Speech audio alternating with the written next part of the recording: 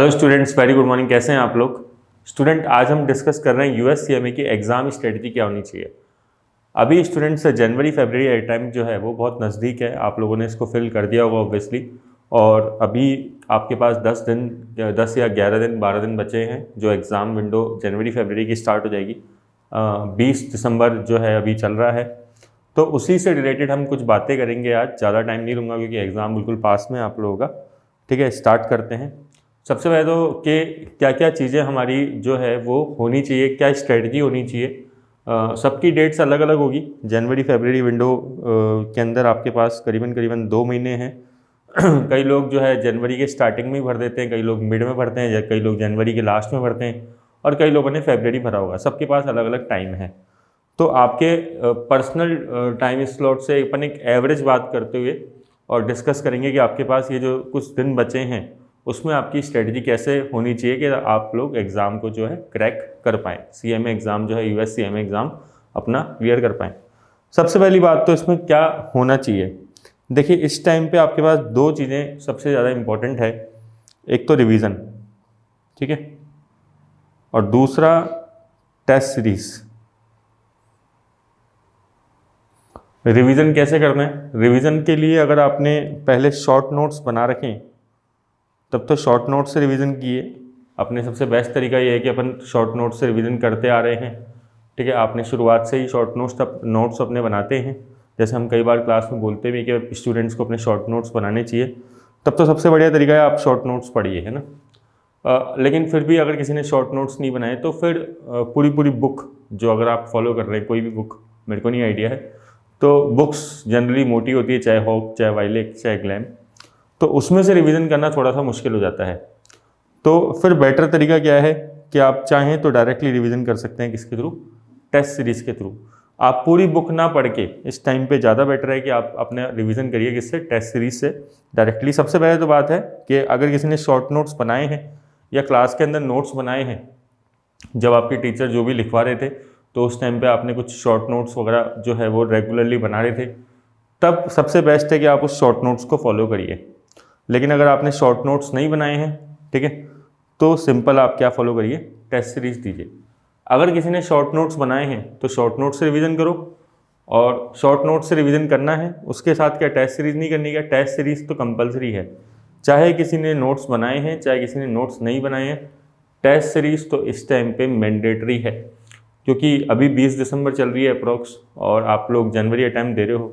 तो मान लेते हैं अगर कोई स्टूडेंट जनवरी स्टार्टिंग में ही एग्ज़ाम दे रहा है तो उसके पास 11-12 दिन जो है अभी से आज से बचे हुए हैं, ठीक है ना। बिल्कुल, अगर स्टार्टिंग में ही एग्ज़ाम दे रहा है तो उसको क्या करना चाहिए इस टाइम पे? सबसे बेस्ट तरीका ये है कि अपनी टेस्ट सीरीज़ को सॉल्व करना चाहिए, ठीक है। टेस्ट सीरीज़ अभी तक क्या होना चाहिए था? टेस्ट सीरीज़ आपकी कम से कम 1 या 2 बार तो आप लगा चुके हो। कई लोग तो 3-3 बार पहले ही कर चुके हैं सॉल्व। लेकिन अगर नहीं करी है तो टेस्ट सीरीज़ सॉल्व कर लीजिए। सबसे बेस्ट इस टाइम पे यही है। अब टेस्ट सीरीज सॉल्व कैसे करनी है, कितने क्वेश्चन सॉल्व करने हैं डेली, कितना टाइम देना चाहिए, वो अपन उस पर बात कर लेते हैं। देखिए, अगर आप बिल्कुल डेडिकेटली पढ़ेंगे, क्योंकि अभी आपके पास मान लेते हैं चलो जनवरी स्टार्टिंग में एग्ज़ाम है जिनका बिल्कुल टाइट शेड्यूल चल रहा होगा, 12 दिन है करीबन आपके पास, तो आप देखिए कि 1 घंटे के अंदर करीबन आप 32-33 क्वेश्चंस सॉल्व कर सकते हो। एमसीक्यूज़ की बात कर रहा हूँ मैं, है ना। इतने एमसीक्यूज़ आप सॉल्व कर सकते हो।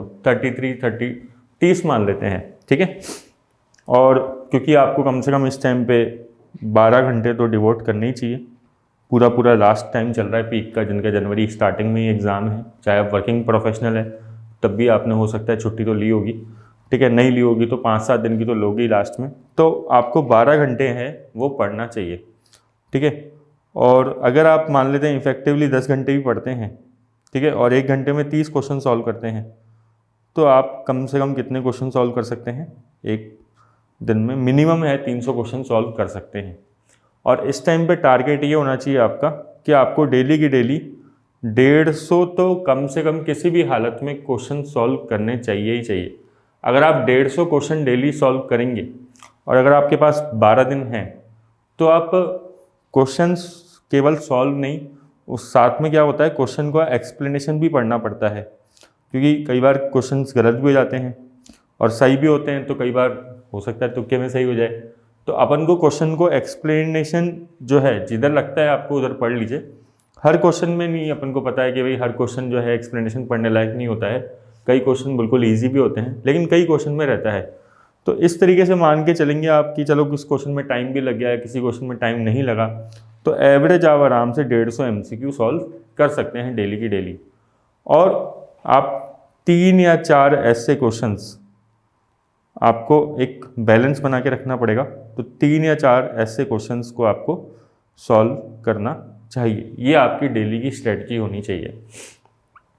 अब आपको रिवीजन कौन से नोट्स, मतलब रिवीजन कैसे करना चाहिए? जैसे मान लो कोई टॉपिक आपको थोड़ा कम समझ में आ रहा है, पढ़ा तो था लेकिन अभी याद नहीं आ रहा है, क्वेश्चंस करते समय थोड़ा फ्रिक्शन आ रहा है, तो बेस्ट ये रहेगा कि आप उसी टॉपिक को उठाइए जिसमें आपको दिक्कत आ रही है। सपोज आपको डेफर टैक्स वाले टॉपिक में दिक्कत आ रही है, या एफएम के अंदर मान लो आपको कॉस्ट ऑफ कैपिटल, आपका पार्ट 2 है सपोज, और फाइनेंशियल मैनेजमेंट करते समय कॉस्ट ऑफ कैपिटल या पोर्टफोलियो एनालिसिस, ये सब टॉपिक है आपके, वर्किंग कैपिटल मैनेजमेंट, इन सब में कहीं पे भी दिक्कत आ रही है, तो क्या रहेगा सही तरीका? जैसे मान लो आपको मार्जिनल कॉस्ट ऑफ कैपिटल में स्पेसिफिक बात कर रहा हूँ, बहुत ज़्यादा मार्जिनल कॉस्ट ऑफ कैपिटल में दिक्कत आ रही है, बाकी तो आप WACC वगैरह निकाल लेते हो।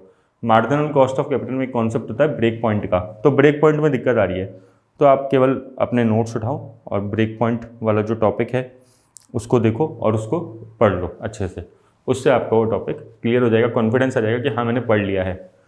इस टाइम पे ये ज़रूरी नहीं है कि आप पूरे शॉर्ट नोट्स खोल के बैठ जाओ और रिवीजन करो।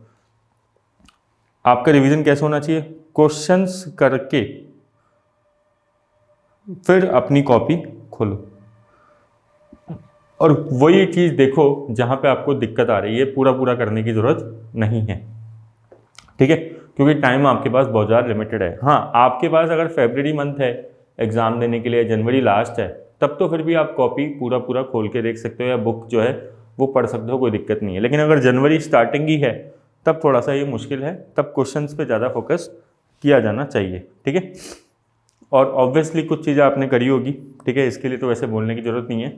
आप बिल्कुल सोशल मीडिया से बिल्कुल अभी दूर हो चुके होंगे, ठीक है। आप लैपटॉप और मोबाइल केवल पढ़ने के लिए काम में ले रहे होंगे। मैं बोलता हूँ मेनली आप मोबाइल से ना लेके लैपटॉप से कभी क्लासेस ले लीजिए अगर कुछ देख रहे हो तो, या फिर अगर यूट्यूब पे आप कुछ देखना है तो लैपटॉप से देख लीजिए, या फिर आप जो है कोई टेस्ट सीरीज सॉल्व कर रहे हो तो वो भी लैपटॉप पे कर लीजिए, बेटर रहेगा, ठीक है। मोबाइल थोड़ा सा फिलहाल जो है आपको दूर रखना पड़ेगा उससे अपने आप को, ठीक है, क्योंकि कई बार क्या होता है अपन खो जाते हैं, मोबाइल किसी और चीज़ के लिए देख रहे हैं, ठीक है ना, पढ़ने के लिए, और देख रहे कुछ और है।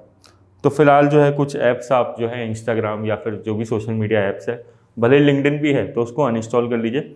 फालतू की टेंशन मत पा लीजिए कि टेलीग्राम पे आप इधर उधर कहीं नोट्स तलाश रहे हो बैठ के, वो भी नहीं करना है ना। कहीं दोस्तों से पूरे दिन बात कर रहे हो कि यार ये वाला जो है इसके टॉपिक के अपन कुछ एक्स्ट्रा कुछ ले लें क्या, तो वो सब ज़रूरत नहीं है, ठीक है। कोई रील्स गेम्स वगैरह ऑब्वियसली नहीं देखना है, मूवीज़ वेब सीरीज़ बिल्कुल भी टाइम नहीं है इन सब का। कंफर्ट जोन से बाहर आना पड़ेगा, ज़्यादा दिन है नहीं, ठीक है ना, बहुत कम टाइम बचा है, लिमिटेड बचा है। नेगेटिविटी से दूर रहो, ये मत सोचना कि 12-15 दिन में क्या हो जाएगा, 12-15 दिन में बहुत कुछ हो जाएगा। पढ़ के तो 2 एग्ज़ाम है ना, ऐसा नहीं कि शुरुआत से ही हथियार डाल दो, एग्ज़ाम फॉर्म भरा है, इतना महंगा कॉस्ट होता है, तो आप अच्छे से एग्ज़ाम दो पॉजिटिव होके। और अभी फ़िलहाल जो है कहीं पे शादी पार्टी वगैरह कुछ भी है जो भी चल भी रही है, फ़िलहाल दिसंबर का महीना है, तो उसको थोड़ा सा इग्नोर करो, ठीक है। इसके बाद जो है इम्पॉर्टेंट चीज़ जो अपने आप को ध्यान रखनी है, अपने आप हमेशा मोटिवेट रखो अपने आप को डेली बेसिस पे। दिन बहुत कम बचे हैं तो अपने आप को खुद को सोचते रहो कि भाई हमारी करंट सर्कमस्टांसेस क्या है। सबके लाइफ में चैलेंजेस होते हैं, आप जॉब गोइंग स्टूडेंट हो या फिर आप जो है बिल्कुल कॉलेज गोइंग स्टूडेंट हो, तो आप देखो कि आपके यहाँ पे फाइनेंशियल सिचुएशन में क्या चैलेंज आ रहा है, किसी भी चीज़ में चैलेंज आ रहा है तो उसको सोचो, ठीक है। और उससे उभरने के लिए अपन USCMA कर रहे हैं, ठीक है। तो इमेजिन करो कि भाई आपको क्या मिलेगा CMA करके। कई लोगों को जो है सबसे ज़्यादा जॉब, प्रमोशन, है ना, इंक्रीमेंट, स्टेटस, ये सब चीज़ें मिलती है ऑब्वियसली। कई स्टूडेंट्स का रेगुलरली मेरे पास कॉल आता है, जो हमेशा सबसे ज़्यादा इम्पॉर्टेंट बात क्या है कि वो करियर में स्टक हो जाते हैं, ठीक है ना। सबसे बड़ी दिक्कत ये आती है कि स्टार्टिंग में तो उन्होंने क्वालिफिकेशन जो है टाइम मिला नहीं या किसी भी तरीके से करी नहीं, कुछ भी रीज़न रहा, अब करना चाहते हैं क्वालिफिकेशन, तो अब क्या है टाइम की कमी है, लेकिन फिर भी चलो स्टार्ट कर दिया, एग्ज़ाम फॉर्म भर दिया, अब तो आप इतना आगे आ गए हो, अब तो पीछे जाने की बात ही नहीं है। तो अब केवल अपने आप को सोचना है कि भाई अच्छे दिन सोचो आप, है ना, दिमाग के अंदर कि हाँ अपना टाइम आ रहा है, ठीक है, हमें जो है जॉब के अंदर भी बेनिफिट मिलेगा, हमारी वैल्यू बढ़ेगी क्योंकि हमें नॉलेज मिल रही है डायरेक्टली। कितने लोगों से ऊपर हो जाएंगे, क्वालिफिकेशन कितने कम लोगों के पास है ना। इतनी अच्छी प्रोफेशनल क्वालिफिकेशन जो होती है वो हर किसी के पास तो है नहीं, ठीक है। उससे आपको नॉलेज भी मिलेगी, स्किल भी मिलेगी, आप फैमिली के लिए भी बहुत सारी चीज़ें कर पाओगे, ठीक है। तो ये सब आपको जो है मोटिवेशन रखना है माइंड के अंदर कि आपको रिस्पेक्ट और रिकग्नाइजेशन भी मिलेगी। आपके नाम के आगे CMA लग रहा है और क्या चाहिए आपको, आपका स्टैंडर्ड ऑफ लिविंग उससे बढ़ता ही है। और सबसे इंपॉर्टेंट चीज़ क्या है कि आपको ट्रस्ट करना है स्ट्रगल पे, डिसिप्लिन पे, कंसिस्टेंसी पे। कभी भी इनको आप किताबी बातें मत समझिए कि हाँ स्ट्रगल जो है वो ज़रूरी नहीं होता, बिल्कुल इंपॉर्टेंट होता है। आप जानते हैं कितनी, मेरे से आज शायद आप इसकी वैल्यू समझते हैं, ठीक है। जो जॉब गोइंग स्टूडेंट्स हैं वो जानते हैं कि डेली कितना स्ट्रगल करना पड़ता है लाइफ के अंदर, ठीक है। तो डिसिप्लिन बहुत ज़्यादा इंपॉर्टेंट है, मोटिवेशन से भी ज़्यादा इंपॉर्टेंट चीज़ क्या है, डिसिप्लिन।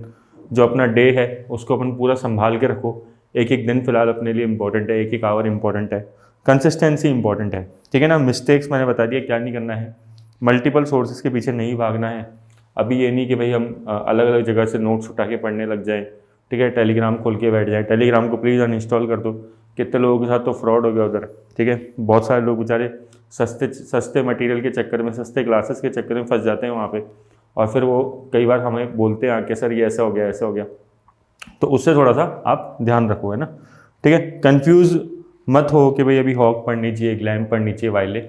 जो भी किताब है, जो भी नोट्स हैं, जो भी आपको प्रोवाइडेड है वो पढ़ लो, जो आप पढ़ते आ रहे हो अभी तक। अब चेंज करने की ज़रूरत नहीं है, ठीक है।